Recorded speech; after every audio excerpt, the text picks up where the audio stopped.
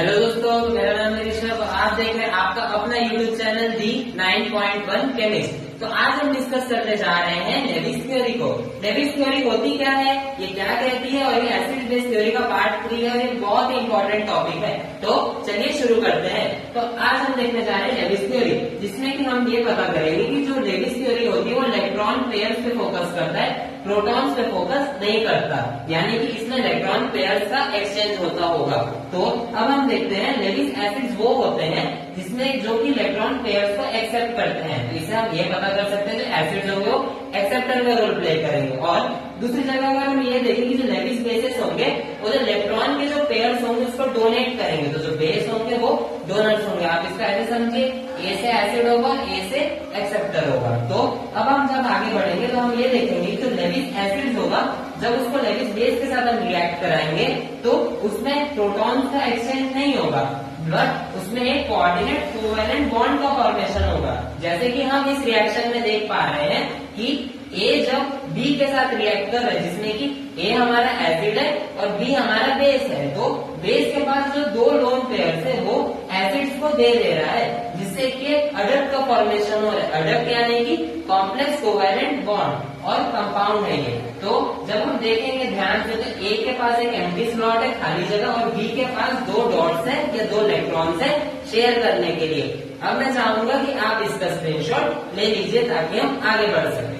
आप देख रहे हैं लेविस थ्योरी को, जिसमें कि अब हम देखने जा रहे हैं इसके एग्जाम्पल को। तो चलिए शुरू करते हैं। एग्जाम्पल में हमने लिया है एक एसिड जिसको कि हम कहेंगे बोरॉन ट्राइफ्लोराइड, और एक बेस लिए हैं जिसको कि हम कहेंगे अमोनिया। तो जब बोरॉन ट्राइफ्लोराइड और अमोनिया का रिएक्शन हो रहा है तो हम साफ साफ देख पा रहे हैं कि जो अमोनिया के पास जो एक इलेक्ट्रॉन पेयर है, यानी जो दो अनशेयर्ड इलेक्ट्रॉन्स है, उसको जब इसने बोरॉन के साथ शेयर किया तो एक अडक्ट का फॉर्मेशन हो, और हम इस शेयरिंग को एक एरो के रूप में शो कर सकते हैं। तो ये लेविस थ्योरी का एक सबसे बेस्ट एग्जांपल है, आप इसको एग्जाम में लिख सकते हैं। तो मैं चाहूंगा कि आप इसका स्क्रीनशॉट ले लीजिए।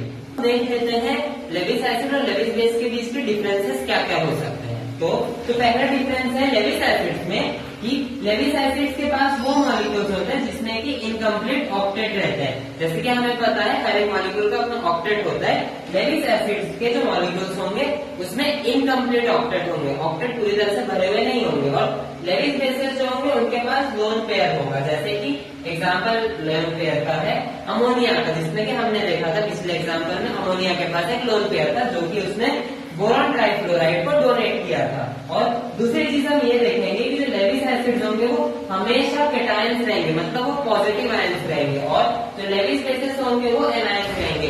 इसके पीछे बहुत ही सिंपल रीजन है, लेविस एसिड के पास ज्यादा इलेक्ट्रॉन्स है, लेविस बेसेस के पास ज्यादा इलेक्ट्रॉन्स है, तो इस वजह से वो एनायंस रहेंगे, और लेविस एसिड इलेक्ट्रॉन डेफिशिएंट है, इस वजह से उनके पास कैटायंस रहेंगे। तो अब तीसरी चीज ये आ जाती है कि vacant d orbital, Lewis acids में जो डी ऑर्बिटल्स रहेंगे वो खाली रहते हैं, और लेविस बेसेस में मल्टीपल बॉन्ड सिस्टम्स रहेगा, जैसे कि बहुत सारे बॉन्ड्स रहेंगे उसमें, जैसे कि इथाइलिन उसका एक बहुत ही अच्छा एग्जाम्पल है, और लेविस एसिड्स का अच्छा एग्जाम्पल है SnCl4।